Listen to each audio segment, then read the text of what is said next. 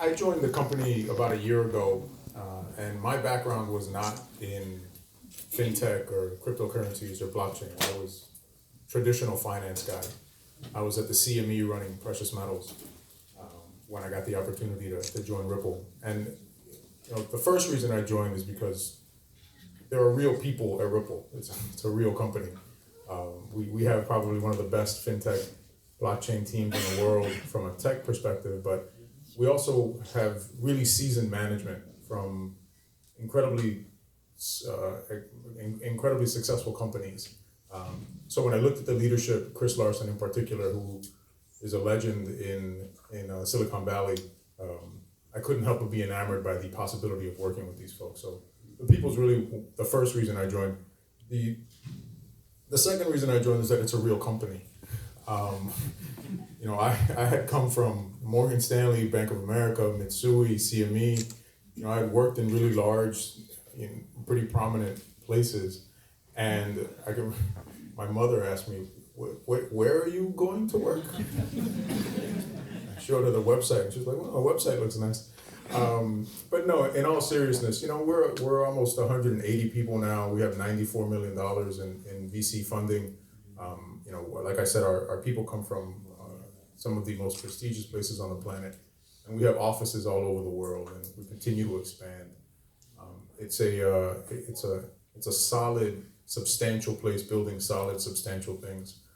So I was there was no fear from that end. Like I said, it's expanding, and it's an international payment software company. So it behooves us to be global in our physical presence. And Asia in particular is a really important region for us. So I think you'll continue to see us expand in the region over the next few years. We're now in all of these wonderful places, and like I said, hoping to continue to expand. So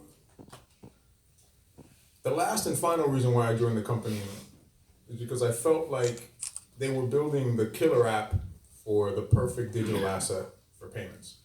And the company is solely focused on one thing, and that's international payments. I think when you run into other blockchain companies or other fintech companies, it can be a little confusing because many folks are trying to do many things.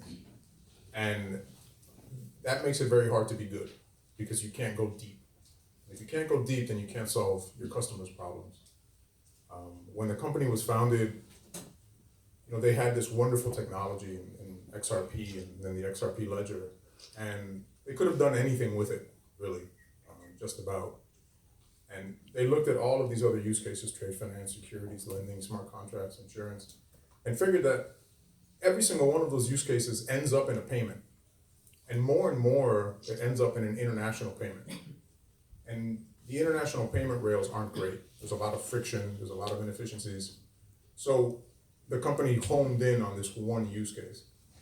So it was very easy as a newcomer joining the company to understand what the company did, which was not the case when I was when you look across sort of the spectrum of the space. So great people, real company, very clear use case. For me, it was an absolute layup.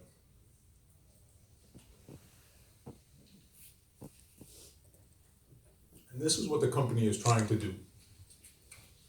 So, as I mentioned, payments today are not efficient. When you send money from one country, I don't know if anybody's ever sent a wire to somebody else in another country, but it is not an elegant experience. It takes days, it's opaque, you don't know how much it's going to cost you.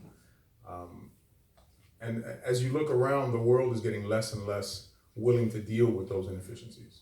The world is growing, economies are growing. The experience that consumers want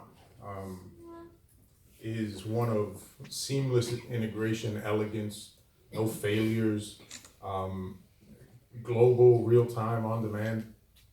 All of these things that international payments do not give you. The rails for international payments were built based on a 1960s and 70s batch economy, one where you paid your suppliers at the end of the month in one big payment. Today, that's not the way the world works. Right? Today, Uber and Airbnb send millions of payments a day, and a place like Uber has 20% fail rates. And if a driver from Uber says, "Hey, I didn't receive my payment," Uber doesn't have a real way of chasing down the payment, so they just send it again. That doesn't make a lot of sense, right, in today's economy. And it's not going backwards, right? We're going faster and faster towards a world where payments get made more and more frequently to more and more places on the planet. So,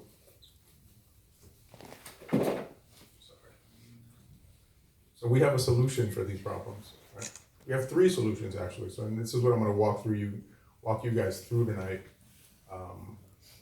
Two of these solutions, by the way, do not today interact with XRP in any way, shape, or form. So XCurrent, which is our enterprise software solution for banks, solves two very specific problems: messaging and settlement. And you really want to think of that as a better SWIFT. So the rail that today banks and financial institutions send international money through is SWIFT, it's wires. And this is the one that's really what we're trying to replace with XCurrent.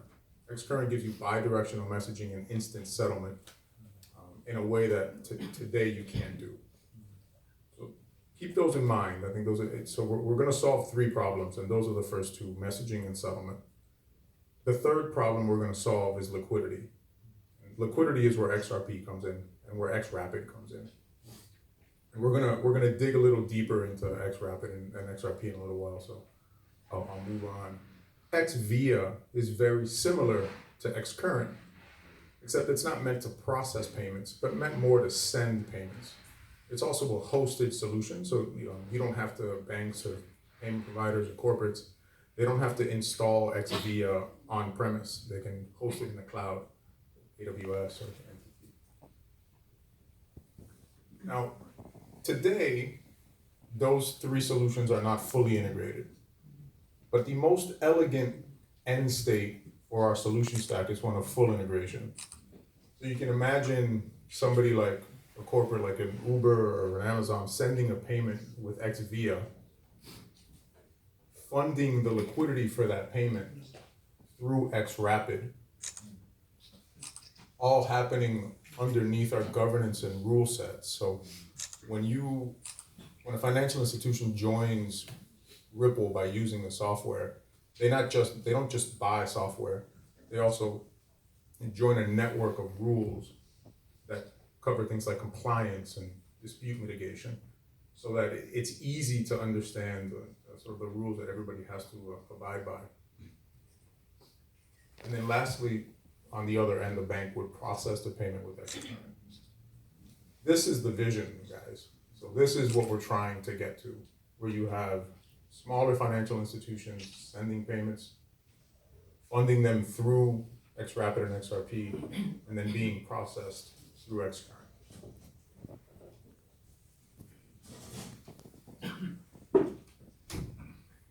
So XCurrent is currently our flagship software. It's the one that's gotten the most adoption. It's the one that when we talk about banks using software from Ripple, this is what we're talking about. We have over 100 banks now in various stages of implementation. We have real volume going through the network. And I'm sure you guys have heard of our partnership with SBI in Japan, where we have 60 plus banks using the software currently. Again, very, very important. Settlement, messaging. That's what XCurrent solves. What it doesn't solve is for liquidity, and this is what we'll talk about XRP a little bit. So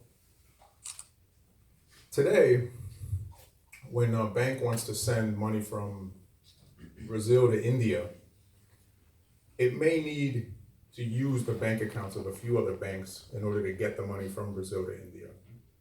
Those are nostro-vostro accounts. And the banks that hold those accounts are called correspondent banks. And the correspondent banking system is expensive and it's inefficient, mostly because it means that if I want to get money to India, I either have to have funds in an Indian bank account sitting there waiting for a payment to be funded, or I have to have a bank who's willing to lend me that money in order to pay it out. I can't in real time get Indian rupee from Brazil.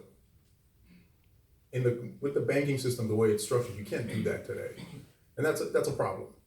It's a problem because you have to manage the account, so operationally that's expensive. The banks where you hold the correspondent Nostra Vostra accounts, they're gonna charge you for that.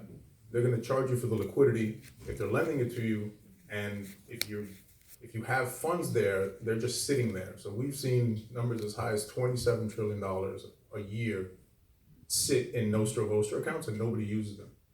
So just think about that for a second. If you have $27 trillion sitting there not being used, it's an incredible amount of capital that's not getting put to work. Right?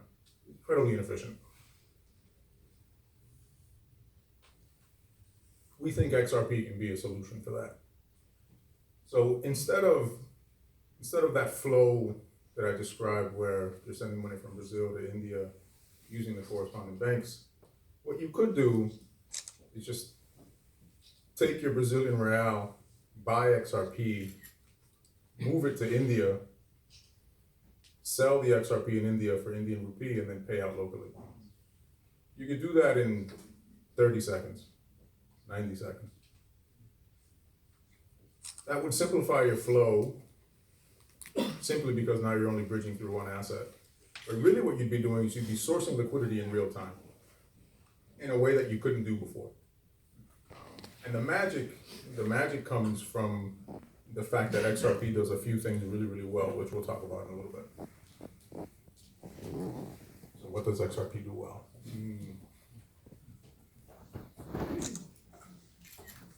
Look, truthfully, you could do this with any digital asset, right? But I mentioned that the company is 100% focused on payments, and it's been 100% focused on payments since day one. Day one, the only product the company had really was the XRP ledger and XRP. XRP is designed to be efficient, scalable, stable, and fast. So today, when you send money or you send XRP from one exchange to another, it takes 2 or 3 seconds. That's how long a transaction takes to confirm. It costs next to nothing, and you can do 1,500 transactions a second. Just those 3 attributes make it really ideal for this bridge asset use case, which we're putting forward. On top of everything else, XRP has a clear governance structure. So the idea, and it's interesting, and, you guys should, after this, when we're doing Q&A, sort of you can grill Warren about forks. Warren is our product manager. Warren, put your hand up, would you? There's Warren. Warren is the guy who takes care of the XRP ledger. But what that means is that it's a much more stable system to work with. Right? The idea of forks create a lot of problems. And if you're building an enterprise use case and you're depending on infrastructure every day, you can't have that infrastructure switching over and changing. The governance structure under XRP makes it much less likely to have forks, which is great.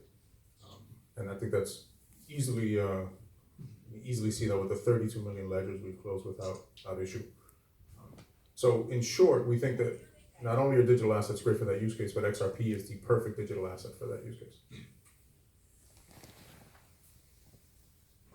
On top of all that, we've built a product that takes that process that I described earlier, the purchase of XRP, the movement of XRP, and the selling of XRP, and basically distilled it down to a few API calls, and that's XRapid. XRapid is the product that solves for the liquidity friction that we discussed earlier. And it's really, really simple, but it's very, very powerful.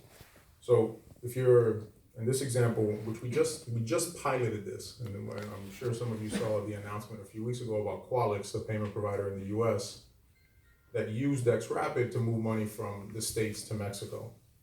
And we took their delivery time from 2 days, we took that down to 90 seconds, and we took their cost from 3% down to 40 basis points. They were so excited by this that after the first pilot payment, they were asking us when they could go into production. So it's a sea change in terms of their expectations of working with the financial system and how they source liquidity. So I'll run you through the example. It's pretty simple. Qualix, they go ahead and deposit So they go ahead and deposit funds at a digital asset exchange. That's the first step, which wasn't up here, but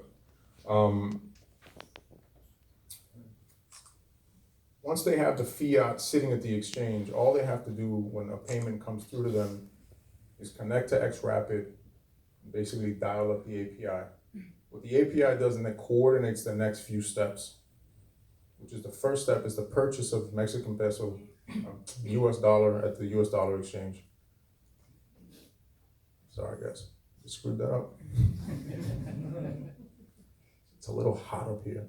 Actually, you know what, I'm gonna take off the spotlight.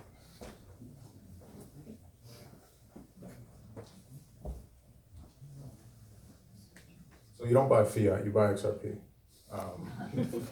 You buy XRP, and then you move XRP, and that's the one that takes 2 to 3 seconds to the Mexican exchange. And at the Mexican exchange, all you do is you sell your XRP for Mexican peso.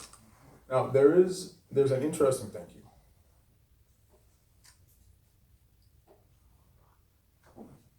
Mexico was perfect for the pilot and for the first corridor, because the exchange that we were working with in Mexico has local payout to the local rail. So that means that you don't have to, Qualix didn't need a bank account in Mexico, which is really useful. And it makes that streamlining of the process much more easy. As an aside, we could have done this payment much quicker than 90 seconds. We can, again, I keep talking about that 2 to 3 seconds in the middle. We could probably get this done in about 15 seconds, but there are delays sometimes when you withdraw XRP from the first account, and then there's delays paying into the local rail.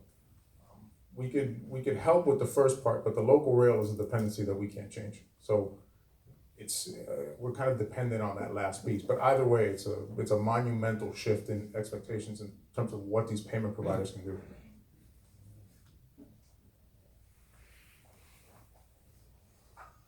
So, I had that slide up there earlier around the Internet of Value, and the goal of the company to move money the way information moves. And this chart basically, I don't know if you guys have ever seen this one around the internet, but what the internet did for communication is what the company wants to do for value and money. We want to bring down the cost of international payments as low as we can. And what that'll do is that will enable very different types of payments. It'll also enable the ability of some of these banks to bank folks that today they can't bank. It may enable things like IoT, micropayments. It'll change the landscape of finance as we know it if we can be successful. And it's audacious. What I just described is a fintech startup in San Francisco trying to change the underlying rails of an international finance system, and then competing with a correspondent banking system. These are not small things. But if we're successful, we think that the world can be significantly different, and really affect change on the scale of the internet. That's all I got. So Q&A.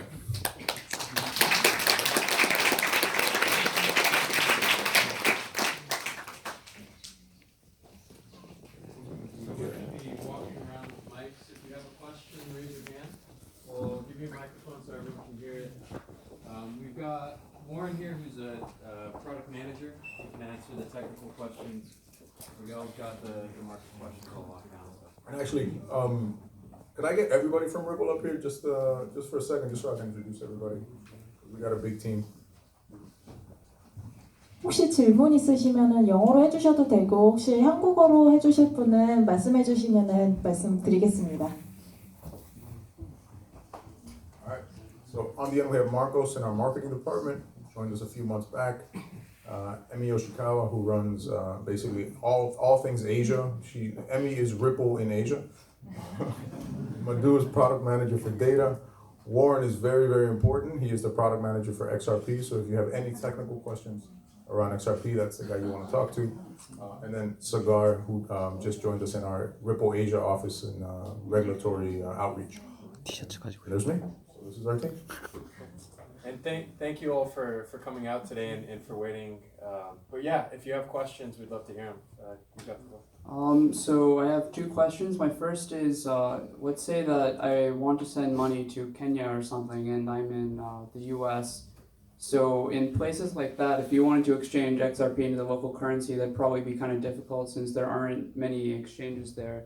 So do you have any plans on how you can expand better to remote areas?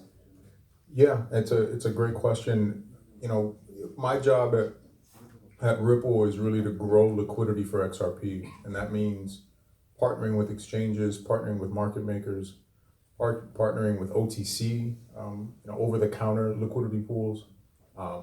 The flow I described there was exchanges, but it doesn't necessarily have to be an exchange, right? And Africa is an interesting use case, and there are a few folks doing similar flows into Africa, but using bilateral over-the-counter relationships instead of exchanges. So, the product as it stands is exchange focused, but that might change as well. So I think, we have to be flexible in order to. It's interesting. Every time that you go to a new country, there are new problems, because every rail is different, and we're learning that you have to go very deep into each rail and solve that rail's problems. So you have to be flexible. So my second question is, let's say that I'm transferring from the US to India. So do you think that the price differences between countries will be an issue? Because you might have very low fees, but the amount you might need to send extra XRP to make up for the rate difference being different at the end. Right. Let's translate. Oh yeah.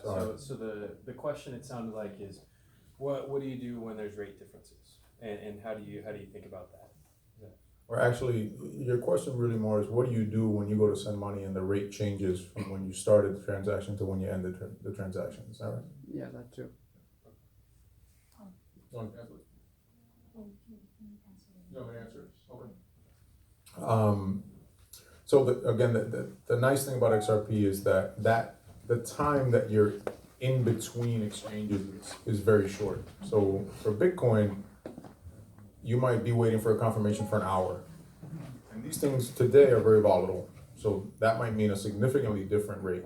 It might be better, it might be worse, but it's probably going to be different if you have to wait that long. XRP confirms very quickly. So really, the risk that the market changes significantly will be smaller. That said, if there are changes, one of the things that we're looking at doing is guaranteeing the rates, so that if there are any difference, we'll make up the difference, so that at the end of the payment, the right amount gets paid out.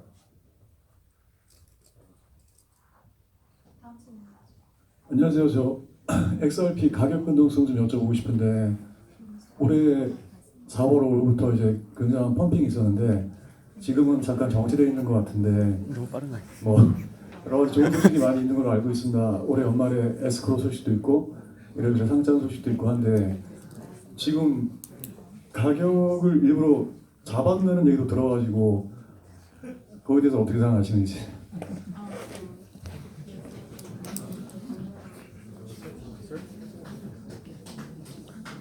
Holding the price what, down? Hello. Could you repeat too, in English? Hi, Mr. Pias. This is Mr. Nam. My name is Mr. Nam. And then I gave you some 10 questionnaire. One second, he had a question. 제가 다시 한 번만 확인할게요. XRP 가격이 이제 초반 4월 달에는 굉장히 펌핑됐다가 이제 다시 지금 컨스턴트 되고 있는데, 이제 메인 퀘션은 그 가격 자체를 이제 홀딩하고 있냐라는 게 메인 퀘션인지 다시 한번 전방은 so he wants to ask the question is that he wants to ask you about the prices, the plan for prices, the XRP prices. So there's a high prices in April this year, but the price went down, has been down for until now. And then what's your plan for XRP, the control of the XRP price? So we do not control the price of XRP. believe me, we have a lot of XRP. We get very nervous about XRP. I get more nervous about XRP than all of you put together. I promise, okay? So we do not control the price of XRP. We're not holding it down. We don't push it up. Look, these are young markets, and every time that there's announcements or every time that we go quiet, everybody has a reaction. And I get that, right? Everybody looks at Ripple to see what we're doing because we are the ones that are pushing the use cases for XRP forward. Totally understand that. But this idea that we're doing anything in the market to control the price is silly. Okay? We do not do that. The escrow will happen by the end of the year. For security purposes, we can't give you a date. And that would be silly because that would be a big bullseye on us. And we have to protect the 60 billion XRP that the company holds.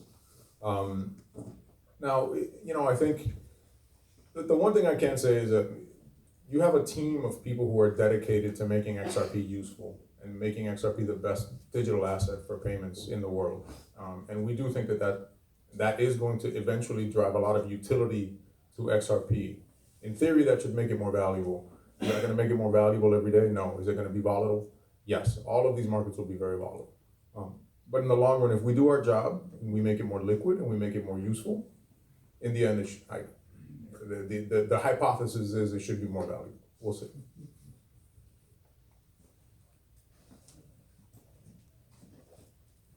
Thank you very much for your hosting the Meetup in Korea, and very fine. It seems welcome to Mr.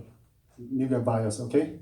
And then I met Mark Russell before start meeting, and then I gave this report, okay? 10 questions. Are you able to answer your 10 questions? All 10? You want to answer all 10? Yeah, right. We need it because by investor, we are considering about future price. That's the issue where. So we are considering about, this question, especially, I know you are previous CME? CME. Yeah, CME employee. Yep. And then you know well about the future, trading. Appreciate that. As you know, while the Bitcoin launches future trading Yeah. weeks ago, it's announced. Right. And then you said, Ripple Insight said, Ripple XRP will be launched in future trading in 2016. And then what's going on with that? We wonder about it. Yeah, so I don't know which Ripple Insight article. you're Ripple referencing. Insight 2016 February. February 26th. They are mentioning about the CME. Yeah, right. I'll take a look at it. I joined the company in November of 16. Okay, I'll let them know. Yeah, Okay. yeah, I'll take a look. So look, I think number one, it's great that there's a Bitcoin future. I think that's wonderful for the space. And I think everybody knows that CME is an investor in Ripple. Everybody knows that I'm from CME. So, the relationship is very, very good. They're gonna try the first big one first. They have to, right? They would be silly for them to start with anything else because Bitcoin is the most liquid digital asset in the world right now. They're not going to launch all of them until they see if Bitcoin is successful. If Bitcoin is not successful, and there is no guarantee that the Bitcoin future will be successful. If it's not, then they're not going to keep launching these. Right? So, TBD, I think patience is good. We still have a little bit of work to do on listings for XRP in the States. If you look at the CME future, it's got 4 prices, 4 good prices, 4 exchanges. We don't have 4 US dollar listings in the States right now. So I think it would be challenging for them to create the index for the future today. So let's just see how things go. But if Bitcoin is successful and we do our job, that's certainly a possibility down the road. 오케이. 제가 물어본 게요.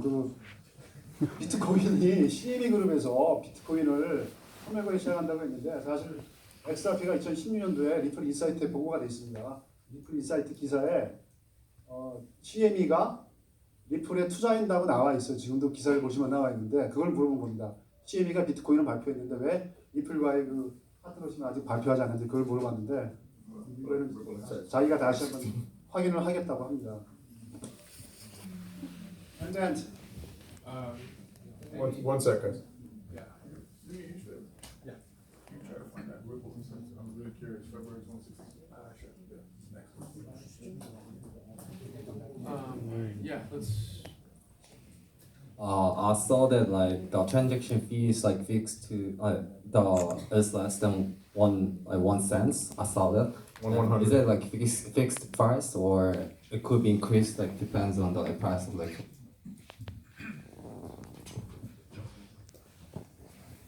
So the way we have pretty advanced. It's a dynamic fee on the XRP ledger, and it's based on the amount of load that's on the network. So if the network is very busy, then the fee will dynamically change based on how busy it is. But what it basically is designed to do is it's the actual algorithm that's written for the actual fee calculation is designed to protect the ledger. So when someone tries to spam the ledger with lots of transactions all at once, the fee will go up really high, and it'll make it very cost prohibitive for them to actually spam the ledger. And so the ledger protects itself. It's like a living, breathing thing. And there's mechanisms designed to actually reduce, bad behavior on the ledger. So typically what we see is, very low fees because people don't tend to want to waste money trying to make the ledger work improperly. So I don't think people like losing money, right? So we assume that if they're gonna continue to spam the ledger, then they're gonna lose money. They'll eventually stop, which they usually do, and it just ends up being expensive for them and annoying for everyone else. So the fee is dynamically calculated. It's not fixed at all. It can be changed. All the algorithms, all the rules in the XRP ledger can be changed. They have to be voted on by the validators in the network, so it can't be changed single-handedly by any one person. And that's kind of what makes the ledger work, is this consensus mechanism that all the validators vote to improve the state of the ledger. Okay, I understand the dynamic fee changing with every load. But I have one more question about it. But what if the price is 10 times higher? Even if it's dynamically changed, but the transaction fee maybe 10 times higher. That's what I guess. But so, what are you guys going to do with that? Because you guys most of your clients are banks, and they might hate it. So you guys might have opinion about it. Well, so if basically if the ledger the fees were 10 times higher, that would basically, it's 3/100ths of a penny now, so it'd be 3/10 of a penny. So you're still very, very, compared to other public ledgers where Bitcoin you could pay several dollars to get a transaction through, or Ethereum you spend $1 or 25 cents. It's still going to be